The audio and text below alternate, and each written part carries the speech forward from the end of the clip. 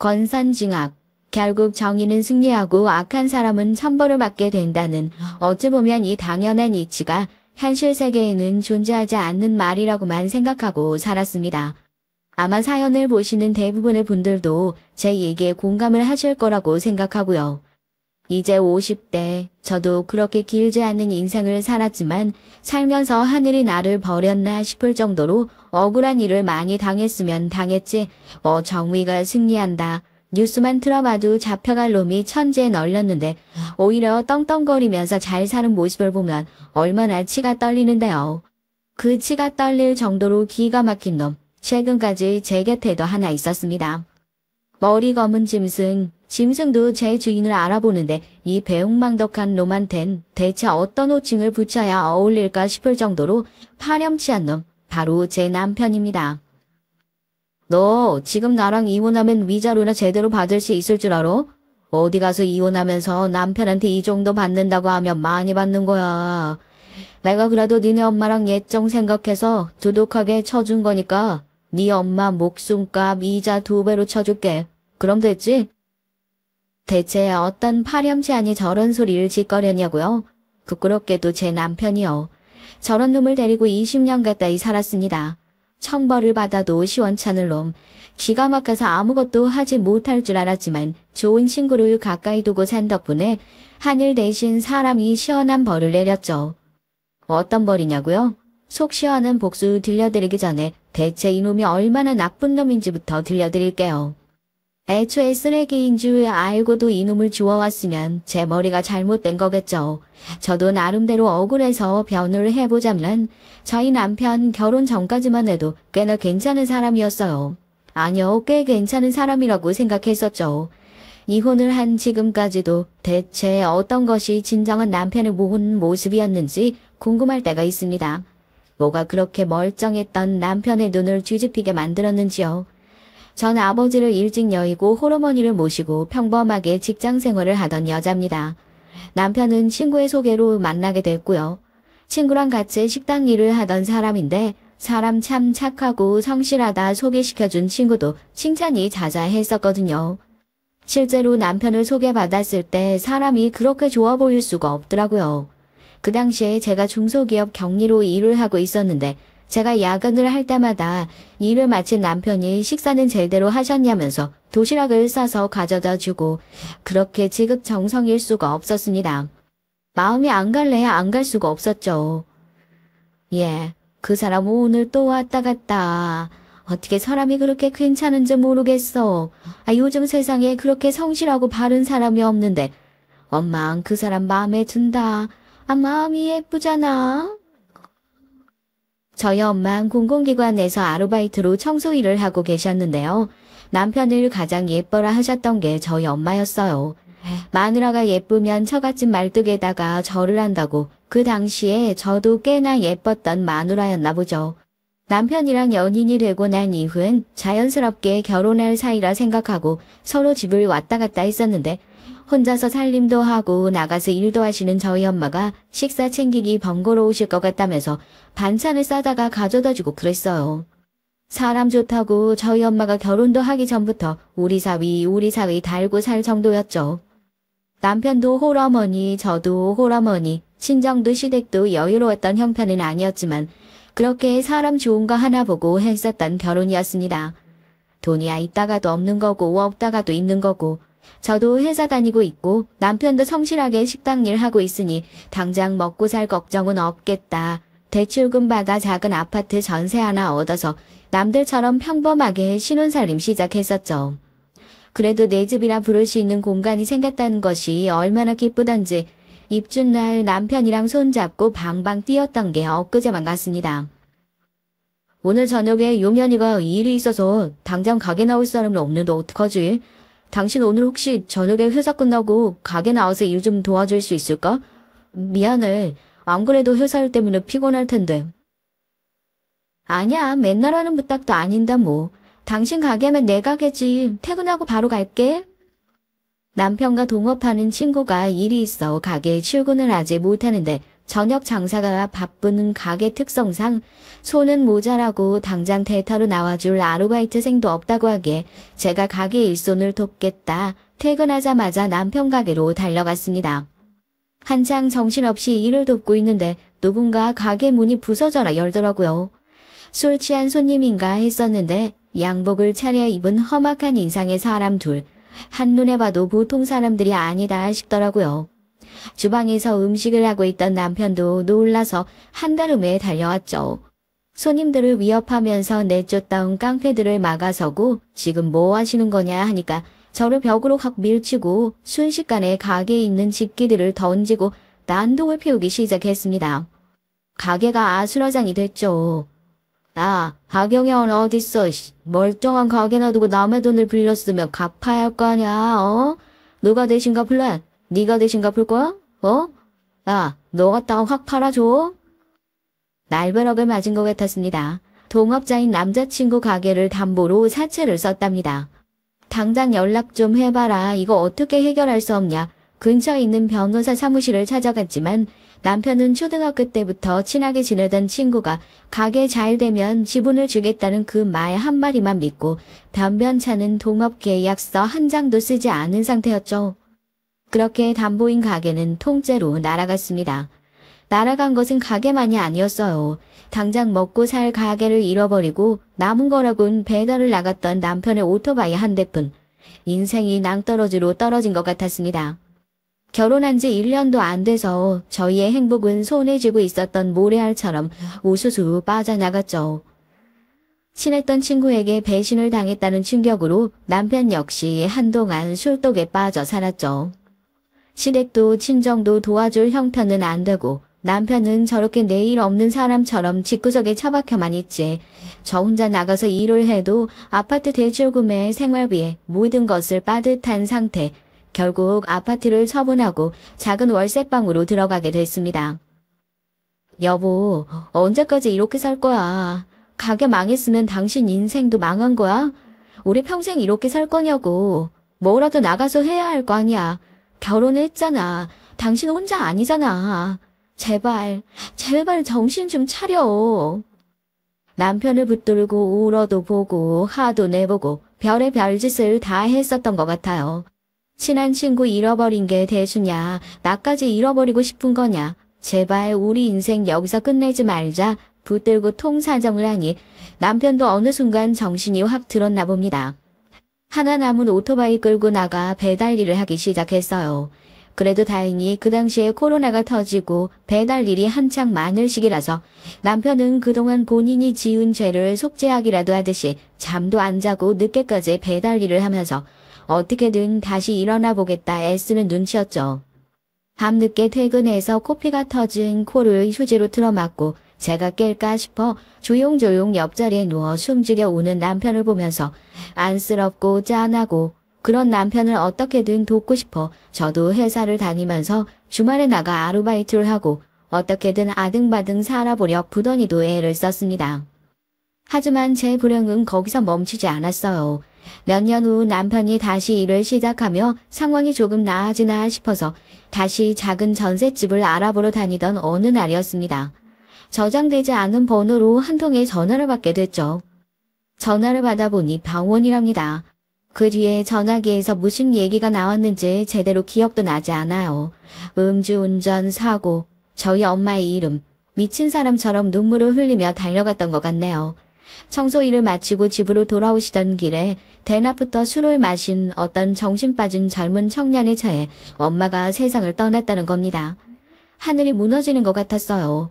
대체 무슨 정신으로 엄마의 장례를 치렀는지 평생 혼자서 저 키운다고 고생만 하다가 효도라고는 제대로 못하고 마지막까지 남편이 망했네 어쩌네 근심만 가득 안겨들었던 못난 딸이었는데 하늘도 참 야속하시죠.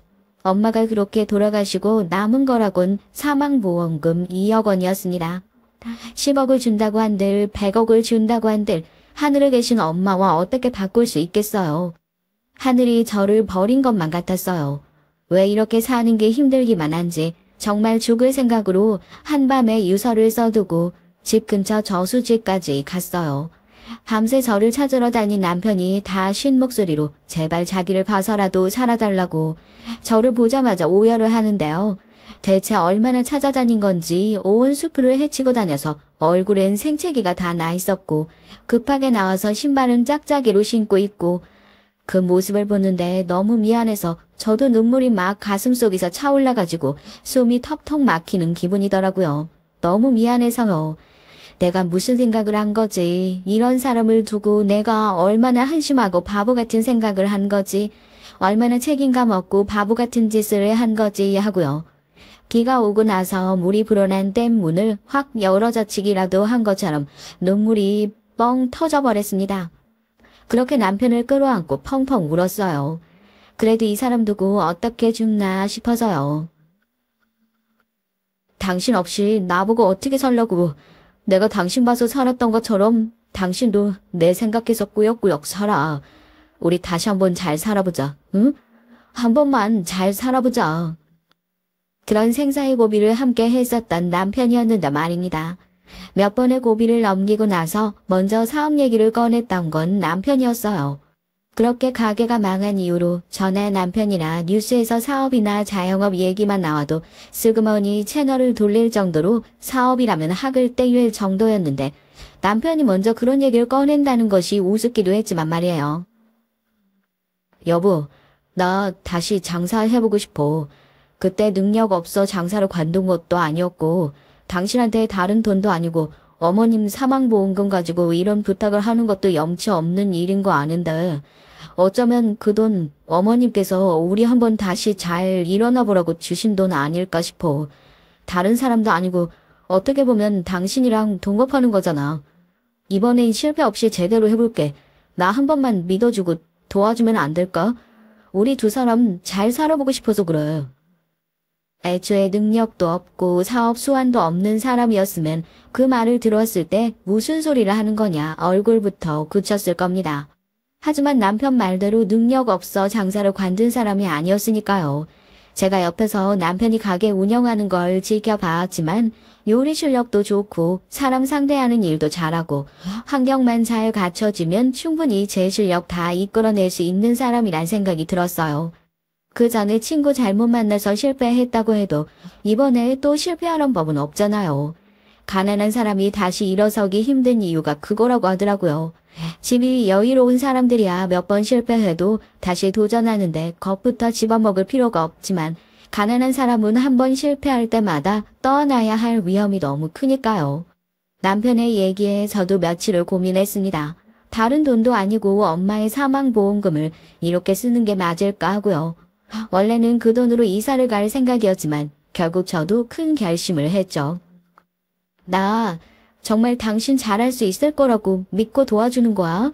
실패해도 괜찮다는 소리는 못하겠어. 우리 진짜 간절한 거 당신이 제일 잘 알고 있을 거라고 생각해. 나도 열심히 도울 거니까 이번은 우리 정말 제대로 해보자. 음주운전 사고로 엄마를 떠나보내고 나니까 남편 배달일에 갈 때마다 마음이 안 좋더라고요. 일찍 퇴근해서 먼저 잠들어 있으면 자다가 벌떡 일어나서 남편한테 전화를 하곤 했어요. 어떤 날은 밤늦게 퇴근하는 남편을 뜬 눈으로 기다린 적도 있었고요. 혹시나 정말 혹시나 남편도 같은 사고로 잃지 않을까 싶어서요.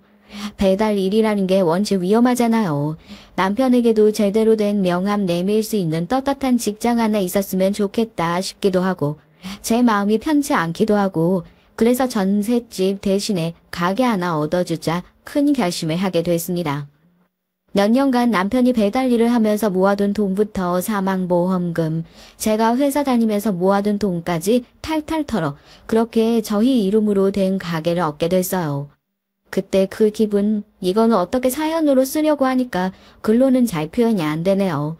평생 아이를 가져보지 않아서 출산의 기쁨을 느껴보지 못했지만 아마 10달 동안 아이를 뱃속에 품고 있다가 나와서 눈을 마주치면 이런 기쁨을 느낄 수 있지 않을까 감히 짐작해 봅니다.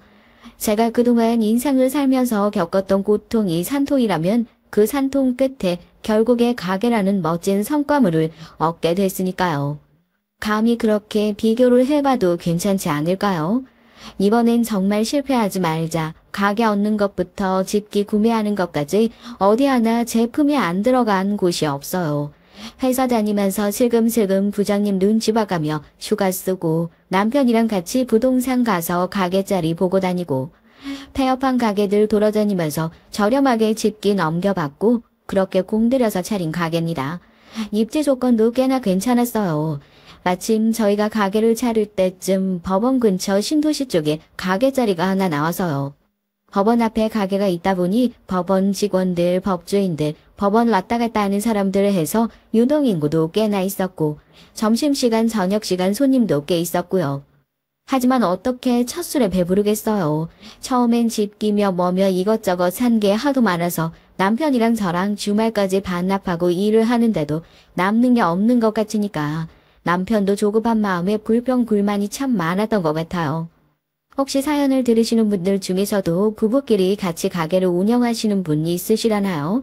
왜 맛집 사장님들 보면 잘 되고 나서 이혼한 부부가 그렇게 많다잖아요. 제가 그때 한창 가게 운영할 때 그런 생각을 했거든요. 가게가 잘 되니까 돈 욕심이 나서 이혼을 하나 보다. 장사하기 전엔 마냥 그렇게만 봤었는데 하루 종일 같이 붙어서 그 불평, 불만, 짜증 다 듣고 몇십 년을 함께 있다 보면 어느 순간 다시는 꼴 보기 싫다, 등 돌리고 싶은 날이 오겠다고요. 저도 마찬가지였죠. 큰맘 먹고 차린 가게인데 뭐가 문제야 대체. 이러다 망하는 거 아닌가 싶어. 여보, 이 옆에 가게 새로 오픈한 거 봤어? 이거 부동산에다 얘기해야 되는 거 아니야? 아니, 여기 뻔히 식당에 있는 거 알면서 이렇게 근처에다가 가게 자리를 내주면 어쩌자는 거야. 같은 메뉴도 아닌데 뭘 그래. 그리고 우리 아직 오픈한 지 얼마 안 됐어. 이제 단골들도 슬슬 생기고 있고 어떻게 첫 술에 배불러. 잘하고 있으니까 너무 조급하게 생각하지 마. 이대로는 안 되겠다 싶어서 저도 본격적으로 회사를 관두고 가게에 나가서 남편을 도와 함께 장사를 시작했어요. 나름대로 큰 결심이었죠. 누구 하나 안정적인 직장을 가지고 있어야 한다는 걸 알고는 있지만 또 한편으로는 지금 당장 가게에 집중할 시기다 싶기도 했으니까요. 남편의 짜증이 손님한테까지 가는 것 같아서 매번 다잡는 것도 제 몫이었습니다.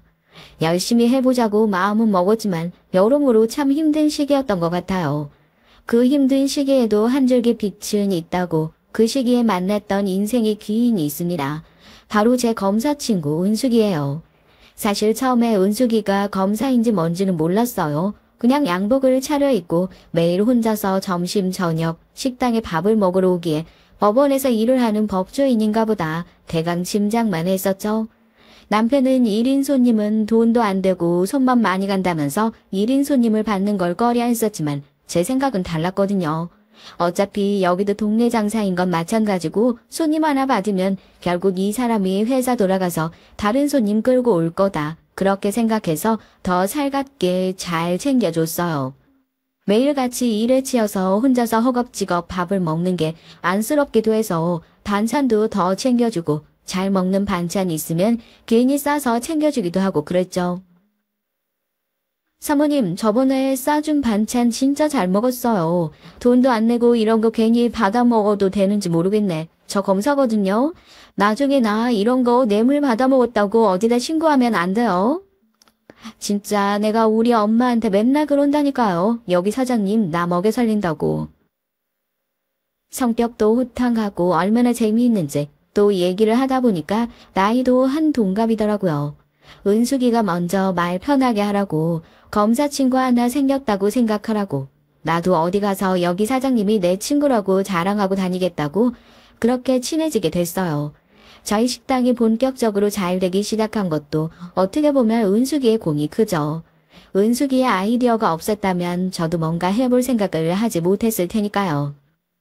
왜 지난번에 나한테 반찬 싸줬었잖아. 그거 보니까 생각났는데 여기 홀에서만 장사하지 말고 차라리 도시락 같은 걸 만들어서 배달해보는 거 어때? 사실 나야 밖에 돌아다닐 일이 많고 너랑 얘기하는 것도 즐거우니까 일부러 식당 와서 밥 먹지만 법원 사람들 바빠서 자리에 앉아서 서류 떠들러 볼 시간도 제대로 없는 게 태반이거든.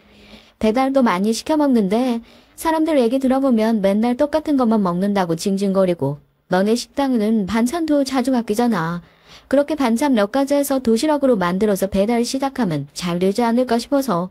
다른 건 몰라도 내가 입은 엄청 까탈스럽거든. 다들 나보고 맨날 어디 가서 그렇게 혼자 밥 맛있게 먹고 배 두드리면서 들어오냐고 물어본다니까. 은숙이의 얘기를 듣고 그냥 지나칠 수도 있었지만 옳았구나 싶더라고요. 그날 바로 집에 들어가서 남편한테 얘기를 했죠. 우리 이렇게 도시락 배달을 해보면 어떠냐고요. 지금 홀에서 장사하는데도 손 모자라고 도시락 배달까지 시작하면 배달업체도 써야 하고 아르바이트생도 써야 되는데 괜히 일 크게 벌였다가 손해만 더 보는 거 아니야? 그리고 그 사람 말 하나 듣고 어떻게 알아? 그냥 손님일 뿐인데 뭐 장사 전문가도 아니고 난 괜히 일 벌리는 것 같아서 싫다. 장사는 내가 더 오래 해봐서 알잖아. 이거 안 된다니까. 순전히 제 고집으로 밀어붙인 일이었습니다. 허투루 들을 일이 아닌 것 같다 싶었죠.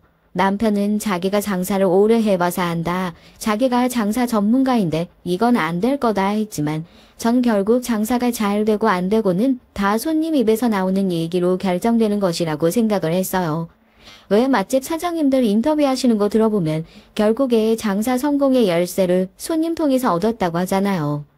손님들이 남긴 음식 먹어보면서 내 음식에 뭐 문제가 있나 그렇게 공부도 하고요.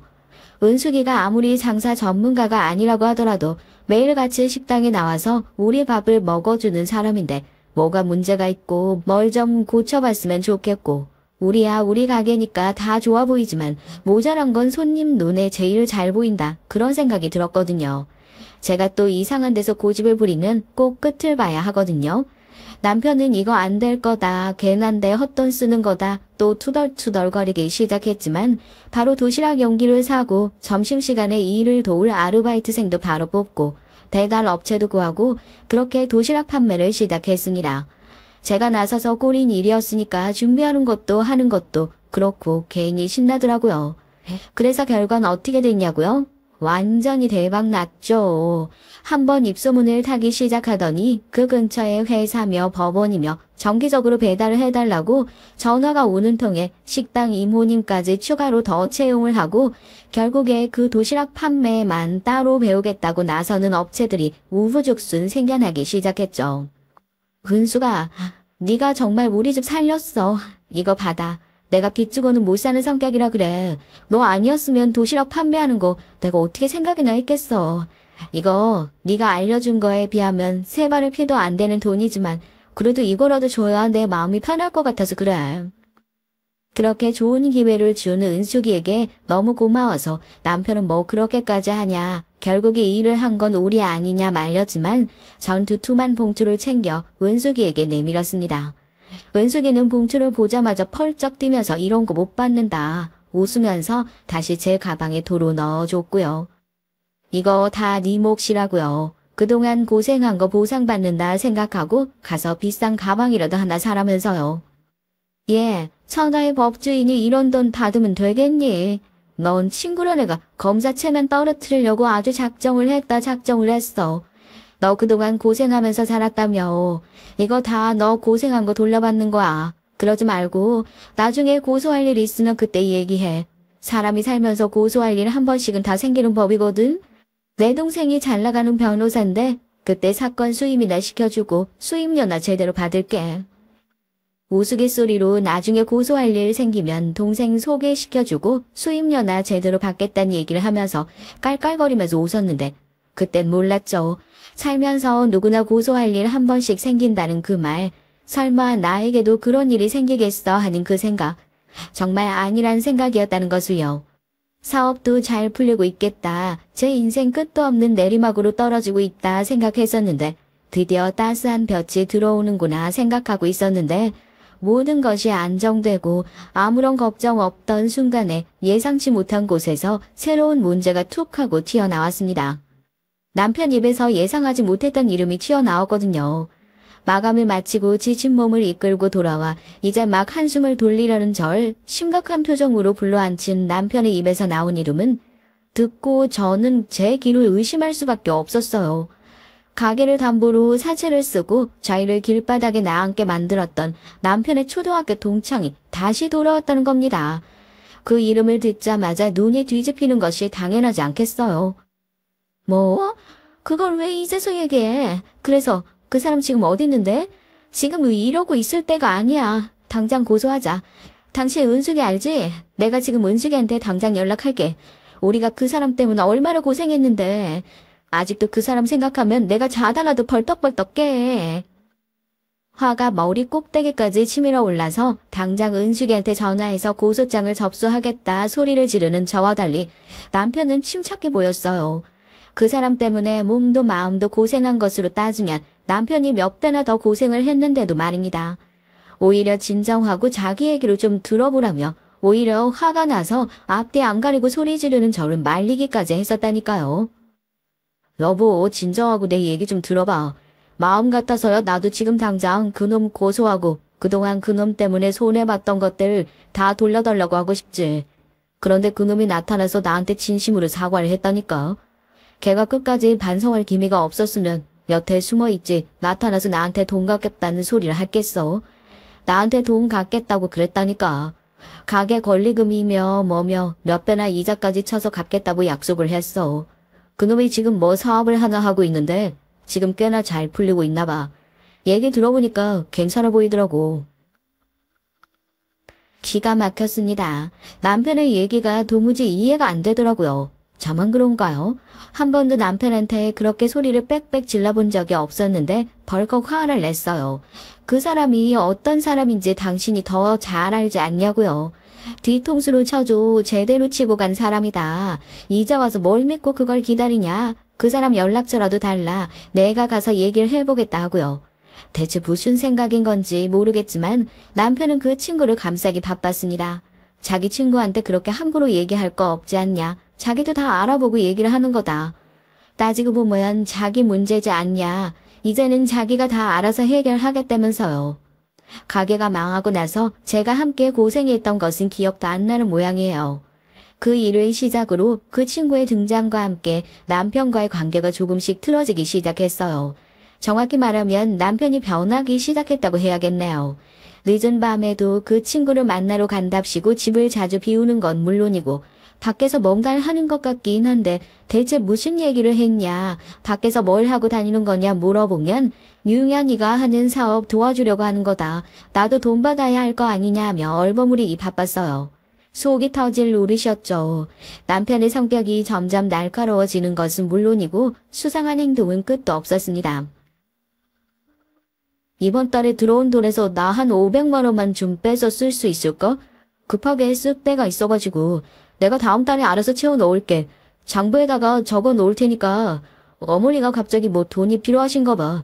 괜히 또 당신이 연락하지 말고 며느리한테 얘기하기 창피하시니까 나한테 급하게 연락하신 모양인데 여튼 내 몫에서 알아서 메꿀 테니까 그런 줄 알아.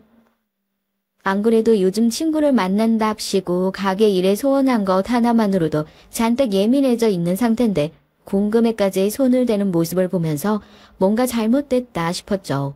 시어머니께서 갑자기 돈이 필요하다고 연락을 하셔서 가게 수입에서 돈을 좀 빼서 가져다 쓰겠다 얘기를 하는 남편에게 대체 뭐 때문에 돈이 필요하신지 나도 정확히 들어야겠다며 전화기를 내밀었습니다. 제가 보는 앞에서 시어머니한테 전화 걸고 나한테도 똑바로 설명을 해달라고요. 며느리한테도 설명 못할 돈이면 빌리지 말아야 하는 거 아니냐 얘기를 하니까 남편이 꼭 그렇게까지 사람을 몰아세워야겠냐 적반하장으로 화를 내는 게 아니겠어요. 저도 참을 만큼 참았던 거죠. 당신이 못하겠으면 내가 하겠다. 시어머니 번호를 눌러 전화를 걸었죠. 어머님 이 사람한테 돈 빌려달라고 하셨냐고. 어머님이 빨리 대답을 못하시고 우물쭈물 하시니까 옆에서 남편이 제가 들고 있던 핸드폰을 획책하더니 엄마가 나한테 돈 빌려달라고 그랬었잖아 하고 대답을 재촉했고 시어머니께서 마지못해서 그랬었지 하고 대답을 하시는 눈치였죠. 딱 봐도 이제야 말을 맞추는 것 같아 남편 손에서 다시 핸드폰을 빼앗아 왔습니다. 어머님, 그래서 이 사람한테 얼마 빌려달라고 하셨어요? 당신 조용히 해. 아무 말도 하지 마. 지금부터 무슨 소리 하면 거짓말하는 걸로 알 테니까. 어머님, 대답해 보세요. 제가 어머님이 필요하시다고 하면 안 빌려드리는 것도 아니고 집안에 큰 문제가 있으면 당연히 제가 나서서 먼저 빌려드릴게요. 빌려드리는 게 뭐예요? 제가 그냥 드릴게요. 저 그렇게까지 각박한 사람 아니에요. 그러니까 뭐에 필요하신지, 얼마가 필요하신지 편하게 말씀하세요. 아니, 그게 내가 뭐 돈을 빌린 게 있어가지고 여튼 그걸 좀 갚아줄 일이 생겨서 그래. 돈이 좀 필요한데 내가 얼마를 그래 700만 원 빌려달라고 했었다. 너는 그게 뭐라고 네 남편 세워놓고 시어머니한테까지 전화를 해가지고 지금 이 난리통을 만드는 거니? 제가 한숨을 쉬면서 어머님 나중에 다시 전화드리겠다 하고 전화를 탁 끊어버렸어요. 전화를 끊고 남편한테 무슨 소리냐, 왜 둘이 말하는 돈 액수가 다르냐 설명해봐라 했죠. 남편은 뭘 그걸 가지고 그러냐고, 어머님이 착각할 수도 있지, 넌 네 남편을 그렇게 쥐잡듯이 잡아야 속이 시원하냐고 짜증을 내면서 옷을 챙겨서 획 나가버렸고요. 그때부터 이 인간이 밖에 나가서 수상한 짓을 꾸미고 있다는 것을 눈치채고 있어야 하는데 아무리 머리로 굴려봐도 바람을 피우나, 여자가 생겼나, 다른 살림을 차렸나, 나가서 다른 짓을 하고 돌아다니느라 돈이 필요한가, 아무리 머리로 굴려봐도 생각나는 건 그런 쪽밖에 없더라고요. 설마 이런 통보를 듣게 될 것이라고는 상상도 하지 못했습니다. 그렇게 남편은 거의 일주일 가까이 집에 돌아오지 않았어요. 전화를 해도 거절을 해버리고 연락을 피하더라고요. 가게에도 나오지 않았고요. 저도 도저히 혼자서 가게를 운영하지 못하겠다 싶어 가게 밖에 휴가를 간다고 써붙이고 가게 문을 닫았어요. 은숙이한테 전화가 오더라고요. 가게에 무슨 일 생긴 거냐고요. 차마 남편 때문에 그런다 말은 못하고 몸이 좀 안 좋아서 집에서 쉬고 있다 대강 둘러댔었죠. 그리고 남편이 집을 나간 지 딱 일주일 만에 제 발로 집으로 돌아왔습니다. 지금 이게 뭐하는 짓이냐고 소리를 지른 저에게 남편은 황당한 얘기를 꺼냈어요. 이혼하자네요. 너무 어이가 없어서 헛웃음을 쳤죠. 내가 설마 했다. 너 여자 생겼니? 그래서 그래? 어디 밖에 나가서 다른 살림이라도 차렸어? 그래서 그렇게 가게에서 번 돈 빼다가 그 여자한테 갖다 줬어? 인간 쓰레기야. 네가 어떻게 나한테 그럴 수가 있어? 일주일 만에 집구석 기어들어와서 뭐? 이혼?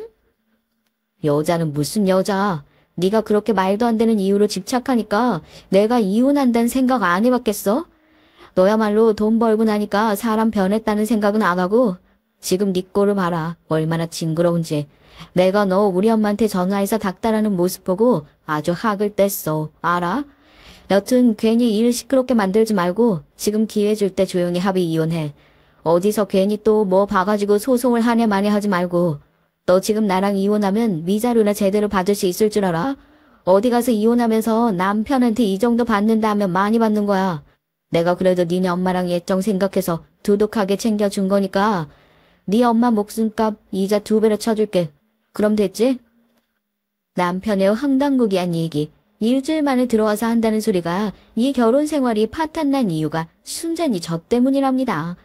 저희 엄마 목숨값에 이자까지 쳐서 4억을 줄 테니까 그거 먹고 떨어지라고. 제발 이혼해달라고요. 그 얘기를 하는 남편의 눈빛은요. 제가 한때 사랑하던 그런 남자의 눈이 아니었습니다. 아니요, 사람의 눈이 아니었어요. 이미 제정신이 아닌 듯 했어요. 네가 사람이야? 네가 사람이냐고. 그 돈이 어떤 돈인데, 그 가게가 어떤 가게인데 나한테 그런 소리를 해? 우리 엄마가 널 얼마나 아꼈는데, 우리 엄마가 하늘에서 지켜보고 있는데도 나한테 그런 소리가 나와? 당장 나가. 당장 나가, 이 쓰레기야. 그 자리에 서서 오열을 하고 고함을 치면서 남편의 따귀를 날렸어요. 남편은 바닥에 침을 탁 뱉고 그때 그냥 뒤지게 놔뒀어야 하는데 중얼거리면서 문을 쾅 닫고 나가버리더군요. 죽은 엄마의 얼굴이 떠올랐습니다. 정말 하염없이 눈물만 펑펑 나오더라고요. 다시 한번 모든 것을 포기하고 싶은 기분이 들었죠. 20년이나 되는 결혼 생활이 한순간에 물거품이 되어 사라지는 것 같았습니다. 대체 남편을 변하게 한 것은 무엇이었을까요? 돈? 사람? 정말 남편이 말한 것처럼 제가 남편을 변하게 만들기라도 한 걸까요? 바닥에 엎드려서 짐승처럼 울부짖고 가슴을 쥐어뜯으면서 몇 시간을 울부짖었나 몰라요. 그렇게 괴롭고 힘들 때 기댈 수 있는 곳이 하나도 남지 않았다는 것이 그것이 절 가장 괴롭고 외롭게 만들었습니다. 유일하게 기댈 수 있는 곳이라 생각했던 남편이 절 버렸으니까요. 이제 저에게 남아있는 것이라곤 어디 가서 써먹을 데도 없는 도끼밖에 없었어요. 그때 왠지 모르게 은숙이의 얼굴이 머릿속으로 스쳐 지나가더군요. 사람이 살면서 고소할 일 한 번이 있지 않겠냐며 우스갯소리를 하던 친구의 얼굴이요. 가게에 휴가 공지를 성의 없게 써붙여 놓은 것만 보고서 걱정스러운 목소리로 전화를 걸었던 그 친구의 얼굴이 말입니다. 은숙아, 나 정말 못 살겠어. 나 정말 이대로 살다가 죽어버릴 것 같아. 은숙아, 나 고생할 만큼 고생했어. 노력할 만큼 노력했다고. 그런데 나한테 지금 남은 게 뭐야? 나 뭐 때문에 이렇게 열심히 산 거니? 이제 그냥 그만할래. 다 포기하고 싶어. 다 끝내고 싶다고. 엉엉 울며 하소연하는 제 목소리를 들은 은숙인 깜짝 놀라며 너 지금 어디냐고. 내가 바로 가겠다고. 제가 어디라고 말을 하지도 않았는데 전화를 끊고 몇 분 되지도 않아 저희 집 문을 부서져라 두드렸어요. 문을 열고 은숙이의 얼굴을 보자마자 저희 둘은 누군가 시키지도 않았는데 서로를 끌어안고 펑펑 울었습니다. 은숙이가 제 등을 미친 듯이 때리더라고요. 네가 진짜 내 친구는 맞냐며. 네가 진짜 나를 친구라고 생각했으면 어떻게 나한테 전화해서 그런 소리를 할 수 있냐고. 대체 무슨 일이 있었길래 자기한테 전화해서 다 끝내고 싶다고 그런 끔찍한 소리를 할 수 있냐면서요. 한참을 은숙이의 품에서 위로받고 더듬더듬 남편과 있었던 일들을 털어놨습니다. 제 얘기를 들으며 은숙인 욕을 하기도 하고 화를 못 참겠다는 듯이 자리를 박차고 일어나 한숨을 쉬며 거실을 한참 걸어다니기도 하고 자리에 털썩 앉아서 그러더라고요. 결국 다 돈 때문이라고요. 사업 잘 되고 돈 때문에 그렇게 일방적으로 이혼 통보하는 사람들 자기가 한두 명 본 게 아니라면서요. 어느 정도 예상을 하긴 했지만 막상 남의 입을 통해서 전해 들으니 확인 사살이라도 당한 것 같은 기분이었습니다. 은수가 정말 돈 때문이라고 하면 나 차라리 남편이 말한 그 돈 받고 전부 다 끝내고 싶어. 남편 말대로 구질구질하게 소송까지 가고 싶지도 않고 또 그 소송이니 뭐니 하면서 질질 끌고 그놈이 내 인생 조롱하고 흔드는 거 내가 견딜 자신이 없어서 그래. 너 지금 무슨 소리 하는 거야? 지금부터 마음 굳게 먹고 정신 똑바로 차려. 검사 친구 놔두고 지금 무슨 헛소리 하는 거야? 너 그렇게 약한 사람이야? 내가 그렇게 만만한 사람으로 보여? 내가 뭐라고 했어? 내가 너 도와주겠다고 약속했지? 너만 정신 똑바로 차리면 돼. 내가 끝까지 싸워줄게. 내가 약속할 거야. 대신에 너도 지금 나보고 앞에서 똑바로 약속해. 무슨 일이 있어도 악착같이 싸우겠다고. 네 인생 포기하겠다는 말 다시 그렇게 쉽게 하지 않겠다고. 죽을 생각 들면 그 생각으로 아둥바둥 살아보겠다고. 알겠어?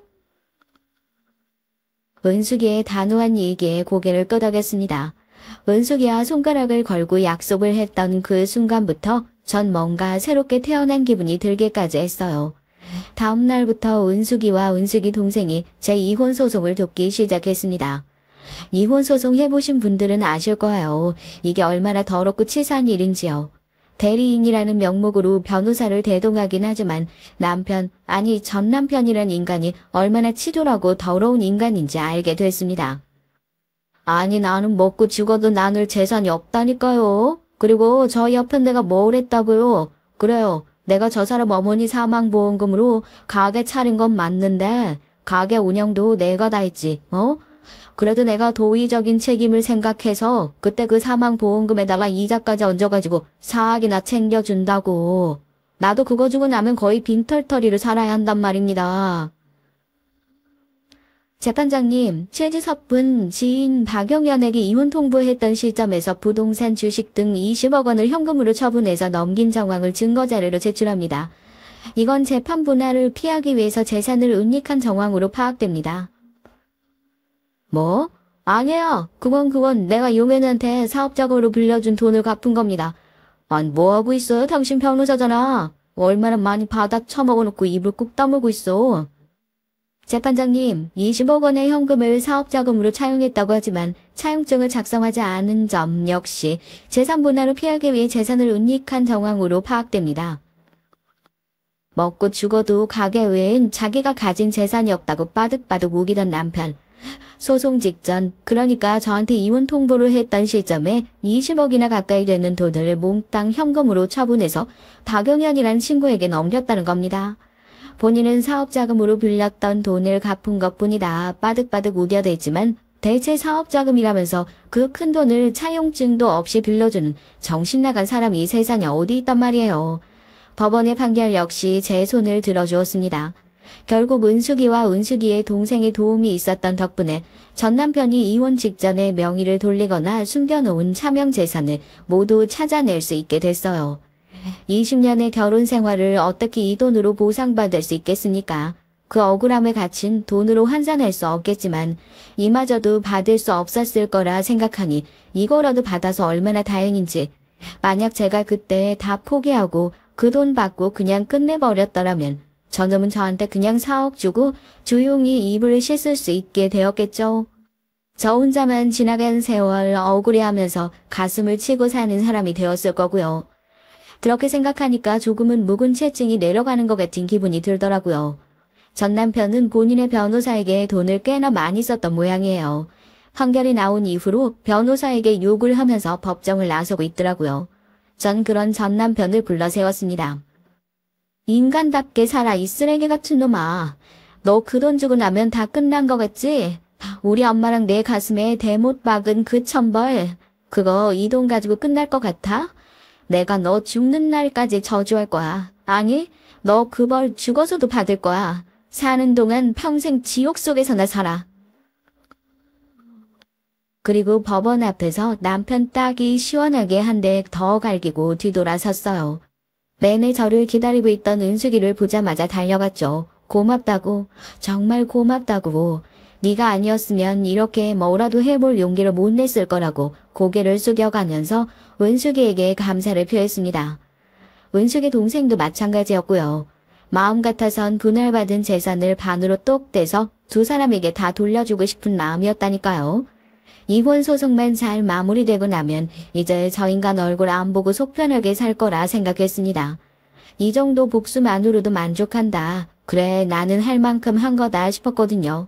하지만 은숙이는 아니었나 봅니다. 친구를 위하는 마음은 거기서 끝나지 않고 계속됐죠. 제가 전 남편한테 나오면서 그랬잖아요. 우리 엄마랑 내 가슴에 대못 박은 그 천벌 죽어서도 받을 거라고요. 그런데 죽어서나 받을 줄 알았던 그 벌 살아서 받게 됐다니까요.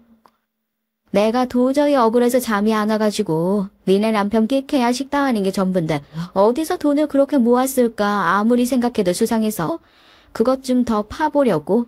네 친구가 이 정도인 사람이야. 아직 안 끝났으니까 앞으로 기대해. 너 두 발 뻗고 행복하게 웃으면서 지낼 수 있게 내가 제대로 도와줄 테니까.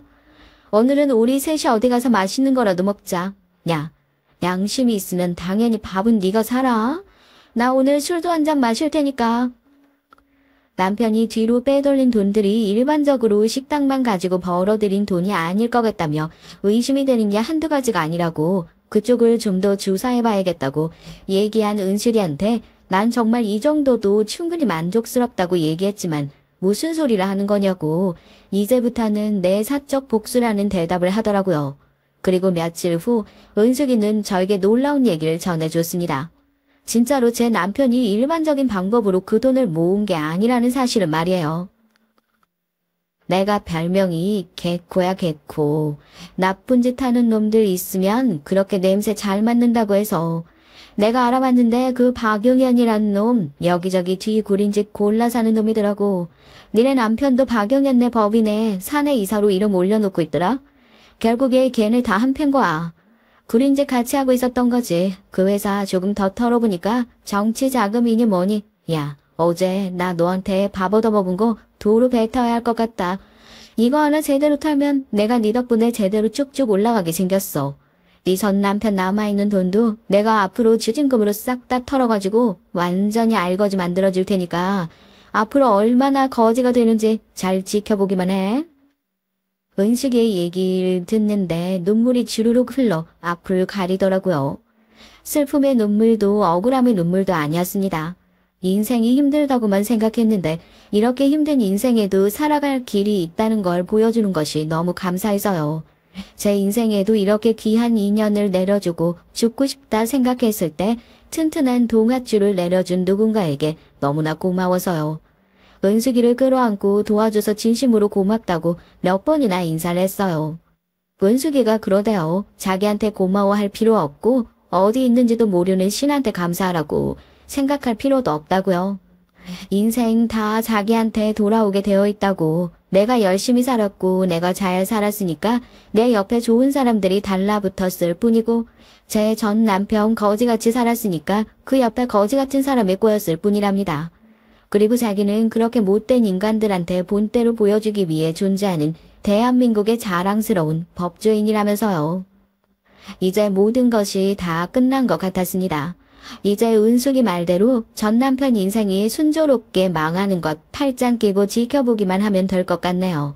뭐가 걱정이에요. 저한테 은숙이 말대로 자랑스럽고 정의로운 대한민국 검사님 친구가 있는데요. 인생을 살면서 한 번도 믿지 않았지만 이번 일을 통해서 착하게 산 사람은 복을 받고 나쁘게 산 사람은 언제든 벌을 받게 되어 있다는 가장 간단하지만 완벽한 진리를 다시 한번 깨우치게 됩니다. 사연을 보내면서 지금 내가 열심히 성실하게 살고 있고 남한테 베풀면서 착하게 살고 있는데 왜 이렇게 내 인생은 시궁창 속에서 허덕이고 있는지 심란하신 분들이 있다면 저를 보고서 조금 힘을 내셔라 그 말씀 드리고 싶어요.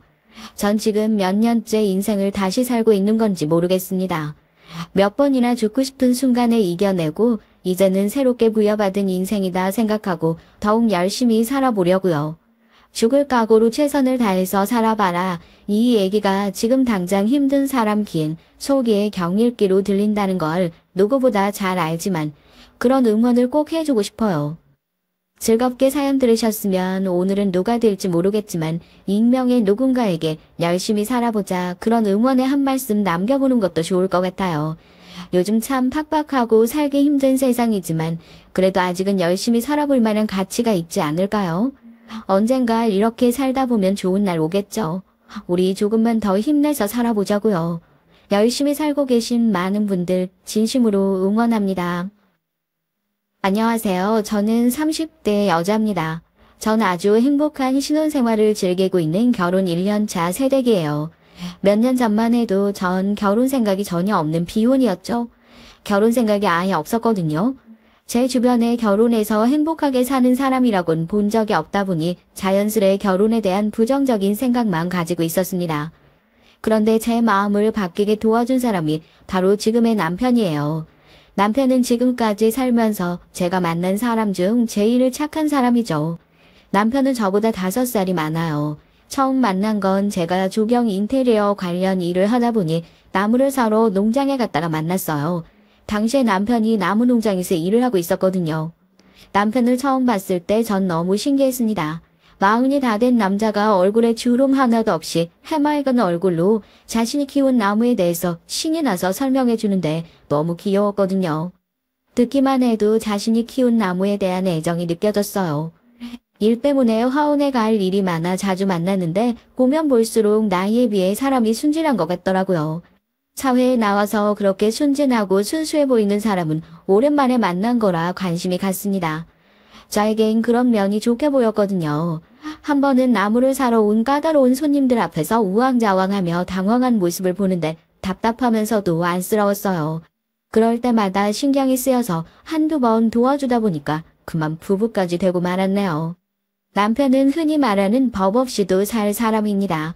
남편 얘기를 하자면 밤새 얘기해도 모자랄 정도로 일화가 많아요. 대략 몇 가지만 얘기해드리자면 남편은 결혼 전까지만 해도 근무하던 농장에서 일주일에 반은 먹고 자고 했어요. 농장이 워낙 규모가 커서 밤에도 보안이랑 관리해야 할 사람이 필요하다는 핑계로 농장 주인이 농장 옆에 작은 컨테이너를 만들어 거기서 남편을 지내게 했습니다. 남편은 어머니와 함께 사는 집이 있는데도 집에 안 가고 굳이 농장에 남아서 안 해도 될 일까지 했어요. 농장에서 새벽부터 저녁까지 근무하고도 밤에도 일이 생기면 농장에서 밤을 꼴딱 새기도 했고요. 그럴 때마다 전 답답해서 남편에게 잔소리를 쏟아냈습니다. 누가 보면 자기가 농장 주인인 줄 알겠어. 얼마 되지도 않는 월급 받으면서 뭘 그렇게까지 열심히 해? 돈도 중요하지만 난 농장 일이 좋아. 내가 다 하나같이 자식처럼 키운 애들인데 아픈 거 뻔히 알면서 근무시간 아니라고 버려둘 순 없잖아. 남편은 답답할 정도로 착해서 가끔 제 속을 뒤집고는 했습니다. 하지만 정말 성실한 사람이에요. 그런 면에 반해서 제가 헤어나오질 못하고 있습니다. 그런데 어디 세상 사람들이 다 저 같나요? 다들 자기보다 강한 사람한텐 약하고 약한 사람한텐 강한 게 인간이잖아요. 남편은 모두에게 친절했지만 세상 사람들은 그런 남편을 친절하게 대하지 않았습니다. 순수하고 착한 남편을 언제나 만만하게 생각하는 사람들이 주변에 수두룩했죠. 그 사실을 처음 알게 된 건 저와 남편이 결혼 준비를 하던 중이었어요. 신혼집을 구하러 다니고 있었는데 그 사실을 알게 된 농장 주인이 남편에게 말도 안 되는 소리를 했다더군요. 결혼하고도 야간에 일 생기면 나와야 하는 거 알지? 일주일에 2-3번은 밤에 나와서 고안 점검도 해야 되고. 처음 근무할 때 원래 밤 근무까진 하기로 한 게 아니었잖아요. 다니다 보니까 제가 일이 재밌어서 며칠씩 도와드린 건데 휴가 수당을 받는 것도 아니고 의무적으로 하라고 하시면 안 되죠. 총각 시절이었으면 남편은 분명 거절 못했을 거예요. 그래도 결혼하고 저와 살게 된 게 좋긴 했는지 남편도 웬일로 농장 주인한테 속에 있는 소리를 했더군요. 휴가 수당 같은 소리 하고 있네. 너 우리 가게 컨테이너에서 매일 먹고 자잖아. 오히려 내가 월세를 더 받아야지. 사람 심보라는 게 참 그래요. 처음 남편이 퇴근 안 하고 농장에 남아 나무들을 돌봤을 땐 고맙다고 너 같은 직원이 어딨냐고 추켜 세우다니만 몇 년 지나 그 일이 당연해지니까 고마운 줄 모르는 거죠. 전 남편에게 차라리 농장을 그만두는 건 어떠냐고 물었어요. 하루도 빠짐없이 열심히 일하는 남편이 왜 그런 취급을 당하면서까지 그 농장에 있어야 하는지 이해가 되지 않았거든요. 제 말에도 남편은 끝까지 화원을 그만두지 않겠다고 했습니다. 화원에 있는 나무에 자기 손때가 다 묻었는데 그만두고 싶지 않대요. 할 수 있는 데까지 끝까지 해보겠다고 했습니다. 전 저까지 남편에게 세상 물정을 너무 모른다, 답답하다 라는 식의 부정적인 얘기는 하고 싶지 않았어요. 전 남편이 하고 싶은 대로 하도록 뒀습니다. 저라도 남편을 믿어주고 싶었거든요. 그런데 얼마 뒤 남편에게 일이 생겼어요. 남편은 농장 주인에게 제대로 뒤통수를 맞았거든요. 어느 날 집에서 자고 있는데 누군가 초인종을 눌렀습니다. 남편과 전 둘 다 깨서 함께 현관에 나갔는데 글쎄 경찰이 집에 찾아왔더라고요. 저희 너무 놀라서 무슨 일로 왔냐고 경찰에게 물었죠. 그러자 경찰이 하는 말이 어이가 없었어요. 남편더러 절도 혐의로 함께 서까지 가야 한다고 하더라고요. 알고 보니 그날 밤 농장 경보장치가 울려서 경찰이 출동했는데 비싼 특수목들이 몇 그루나 사라졌대요. 이미 손님에게 팔아버린 나무라 배달하려고 포장까지 예쁘게 해놨는데 그대로 사라져버렸답니다. 남편은 당연히 본인이 훔치지 않았다고 부인했죠. 저도 말도 안 되는 소리 하지 말라고 경찰을 쏘아붙였고요. 퇴근하고 집에 와서 내내 저와 함께 있었는데 농장에 있는 나무를 어떻게 훔치겠어요. 그런데 경찰 말이 경찰에 신고한 농장 주인이 범인을 남편이라고 지목했대요. 농장 CCTV에 범인이 전혀 찍히지 않은 게 바로 남편이 범인이라는 증거라면서요. 우리 농장에 CCTV가 몇십 대이여. 그 많은 게 일일이 어디 있는지 아는 사람은 나랑 제 둘뿐인데 그 많은 걸 다 피해서 다니면서 카메라에 안 찍혔다는 건 저놈이 범인이라는 거죠. 농장 주인 한마디에 남편은 경찰서에 끌려가 몇 시간 동안 조사를 받았습니다. 당연히 증거도 혐의도 없으니 금방 나오긴 했지만 몇 년을 함께 일한 농장 주인에게 의심을 받았다는 자체가 남편에겐 상처가 됐어요. 남편은 며칠 동안 잘 먹지도 못하고 출근도 못하겠다고 하더군요. 며칠 뒤 나무를 훔쳐간 범인이 잡혔어요. 알고 보니 작정하고 농장의 고가의 나무들만 훔치고 다니는 전문적인 절도범들이더라고요. 같은 피해를 당한 농장이 많아서 다른 지역에서 수사 중에 잡혔더라고요. 범인이 잡혔으니 마음은 한결 가벼워졌지만 문제는 따로 있었습니다. 범인이 밝혀지고 나서도 농장 주인은 제대로 사과 한마디가 없었어요. 오히려 남편을 탓하며 큰 소리를 쳤습니다. 그러게 밤에 한 번씩 나와서 보안 좀 신경 쓰라고 그렇게 말을 했는데 신혼이라고 신나서 일은 다 내팽개치고 해벌쭉 하더니만 도들놈이 졸만하지. 사장님, 제가 같이 일한 세월이 있어서 지금까지 꼭 참고 있었는데 애꿎은 사람을 마음대로 의심하고 도둑으로까지 몰았으면 사과부터 하셔야죠. 사과는커녕 지금 도둑이 든 게 제 탓이라는 거예요? 내가 너한테 사과를 왜 해? 쓸데없는 소리 말고 빨리 들어가서 일이라 해. 진작 알고야 있었지만 농장 주인은 정말 뻔뻔했습니다. 아무리 그래도 함께 일한 세월이 있는데 실수를 했으면 의심해서 미안했다고 말 한마디만 하면 될 걸 그걸 안 하고 버티더라고요. 그전까진 일이 아무리 힘들고 농장 주인이 구박해도 남편은 단 한 번도 농장을 그만둔다는 소리 한 적이 없어요. 그런데 이번 일은 많이 힘들긴 했는지 웬일로 먼저 일을 그만두겠다고 하더라고요. 그런 모습을 옆에서 지켜보는 것만도 전 속상했습니다. 많은 유부 선배님들이 보시기엔 어떠세요? 여러분들께서 제 상황이라면 그 농장에서 계속 다니라고 할 수 있겠어요? 전 도저히 못하겠더라고요. 제가 이제 막 결혼한 지 얼마 안 된 새댁이라 뭘 몰라서 그러는 건지 몰라도 전 남편이 원하는 대로 하고 싶은 거 다 하면서 살았으면 좋겠습니다. 좀 힘들어도 제가 도와주고 힘이 되어줄 수 있으면 그것만으로도 행복하더라고요. 전 언제나처럼 남편에게 하고 싶은 대로 하라고 했어요. 친정 부모님은 이런 저를 더 답답해하세요. 사실 제가 처음 남편과 결혼하겠다고 인사를 드리러 갔을 때도 부모님은 결혼을 반대하셨어요. 저도 예상하지 않았던 건 아닙니다. 누구보다 제가 저희 부모님에 대해서 제일 잘 알고 있으니까요. 제 남편은 절대 저희 부모님 마음에 들만한 사람이 아닙니다. 제가 원래 비혼이었다고 말씀드렸었죠. 그 이유가 바로 저희 친정 부모님 때문이에요. 저희 친정 부모님은 두 분 다 유명 로펌에 다니는 변호사세요. 전 어릴 때부터 유복하게 자랐고요. 동네에서 제일 집값이 비싼 아파트 50평대에 살았을 정도였고 더군다나 옷이며 책가방, 운동화까지 제 나이대 친구들은 흔하게 신을 수도 없는 고가의 브랜드들이 옷장에 가득했습니다. 친구들은 제 속도 모르고 부모님 직업도 사는 곳도 모두 다 부러워했어요. 하지만 전 하나도 행복하지 않았습니다. 어린애한테 큰 집에 비싼 옷이 다 무슨 소용이겠어요. 매일 그 큰 집에 혼자인걸요. 형제도 없이 매일 그 큰 집에 혼자 있었습니다. 어릴 때야 절 봐주러 오시는 아줌마들이 있었지만 그것마저도 수시로 매일 바뀌어서 정들만 하면 아줌마가 바뀌어 있었죠. 저도 처음엔 외로운 마음에 집에 오는 아줌마들이랑 친해져 보려고 이모 하면서 잘 따랐고요. 그런데 마음을 주고 나면 항상 떠나버리는 아줌마들 보는 게 어린 나이에도 힘들더라고요. 그래서 언제부턴가 그냥 아줌마라고 불렀어요. 언제든 제 곁을 떠나도 힘들지 않게요.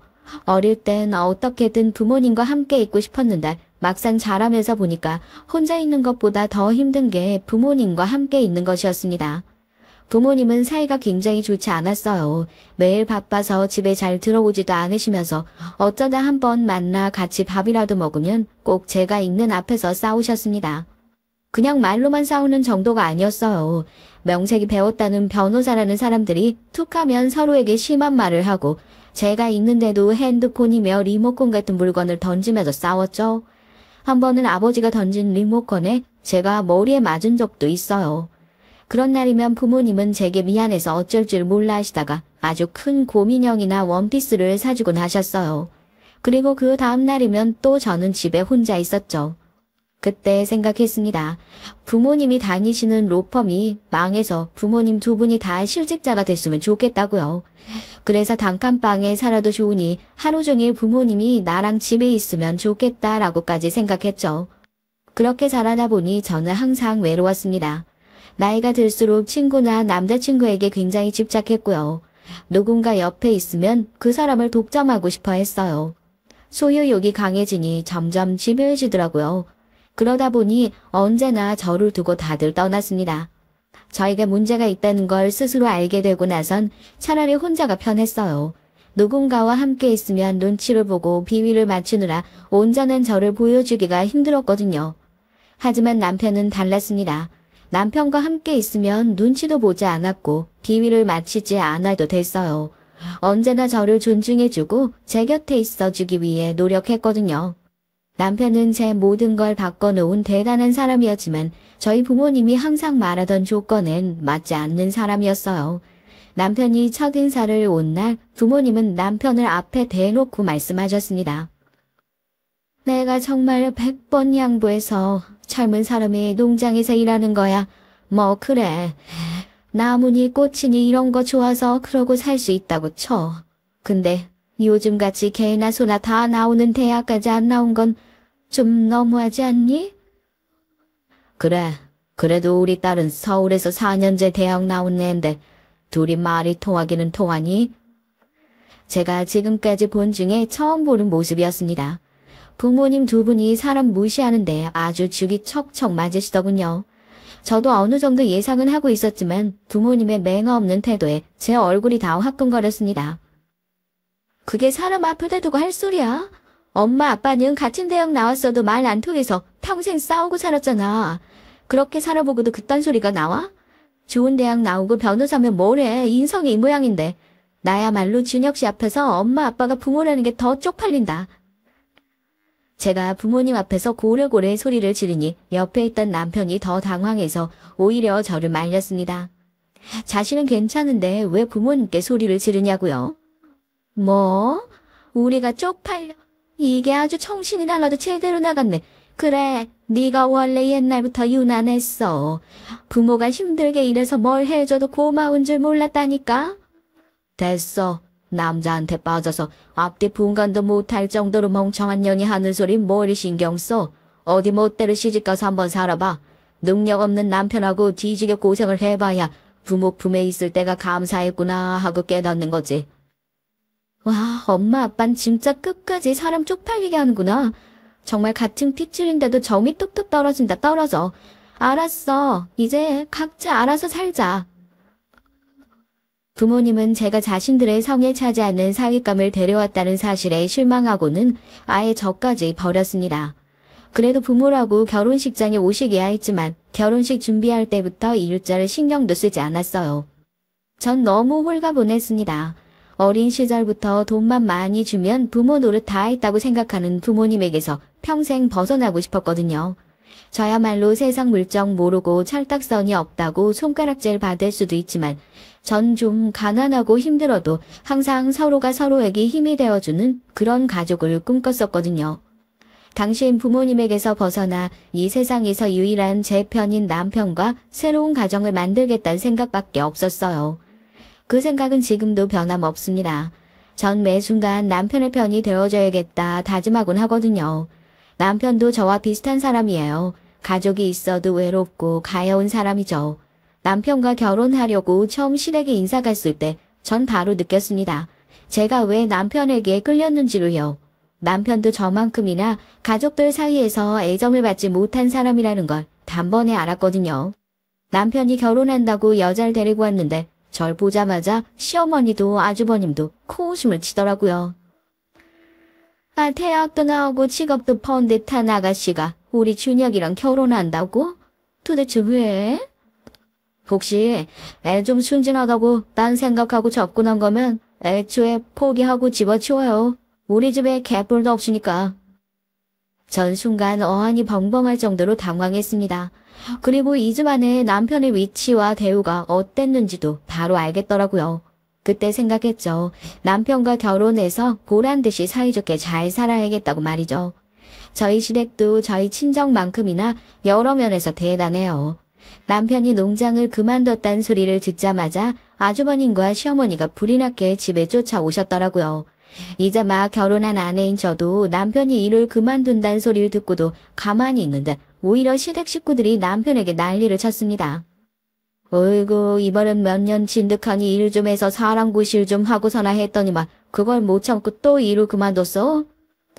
아주머니, 이 일도 그만두고 싶어서 그만둔 게 아니에요. 그 농장 주인이 문제가 있는 사람이라니까요. 처음 들은 소리도 아니었지만 전 들을 때마다 놀라웠습니다. 사실 아주버님은 항상 제 남편에게 저런 식으로 얘기를 해요. 사람은 어딘가 부족한 사람처럼 취급하면서 말입니다. 재수씨, 그 농장 주인이 가진 화원이랑 농장 다 하면 땅값이 얼만 줄 알아요? 그 동네에서 그 주인이 제일 가는 땅 부자인데 문제가 있는 사람이어도 참고 어떻게든 붙어 있어야죠. 준혁이 저 자식이 어디 가서 일할 수 있는 제대로 된 스펙이나 경력이 있는 것도 아닌데. 형, 나도 웬만하면 계속 다니려고 했어. 근데 사장님이 날 절도범으로 신고했더라니까. 내가 농장 일에 화원일까지 얼마나 신경을 많이 썼는데 사람을 못 믿고 자꾸 의심하니까 도저히 다닐 수가 없더라고.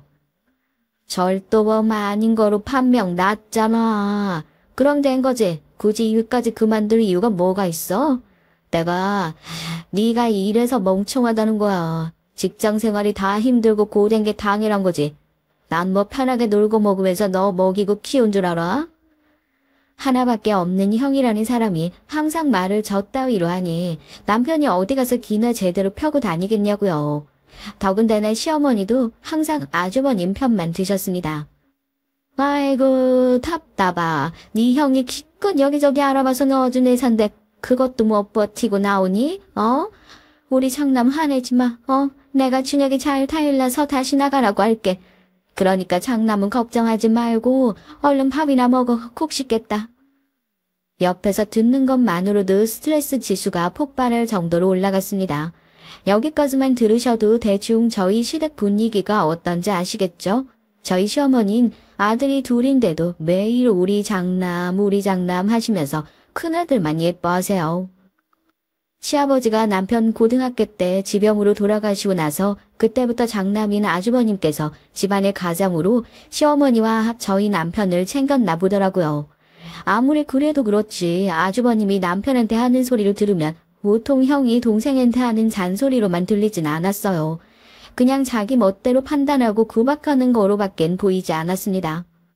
결혼할 때부터 그런 아주버님과 시어머니 사이에서 신데렐라처럼 혼나기만 하는 남편이 가여워서 정 가만히 보고만 있을 수가 없었어요.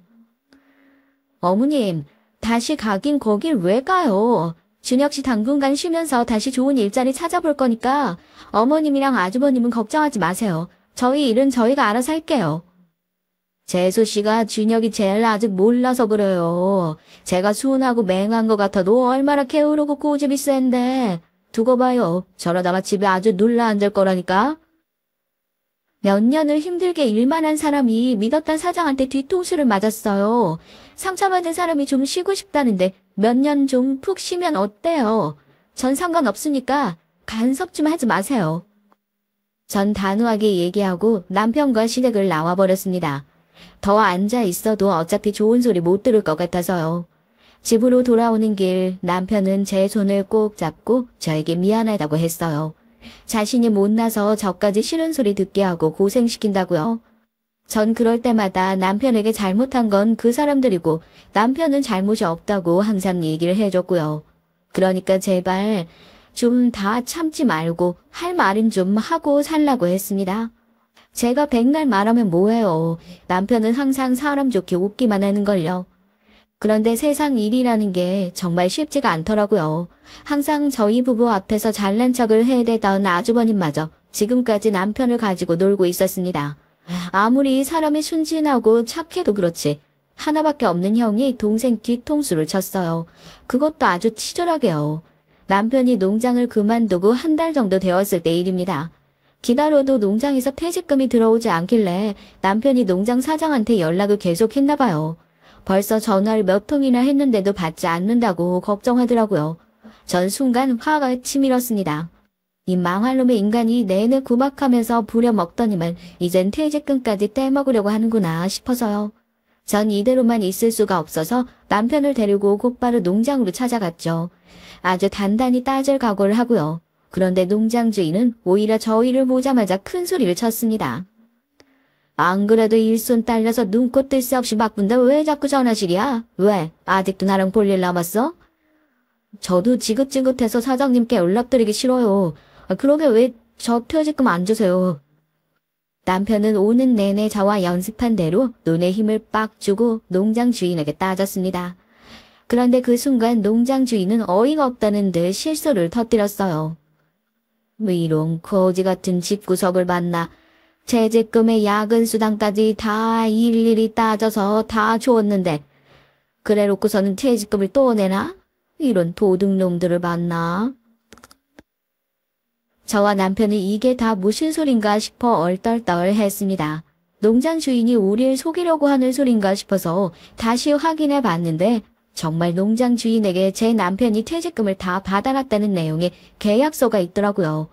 남편과 전 그럴 리 없다고 다시 한번 계약서를 확인했어요. 그런데 계약서 밑에 사인을 보니 익숙한 이름이 쓰여 있더군요. 김진혁, 바로 아주버님의 이름이었습니다.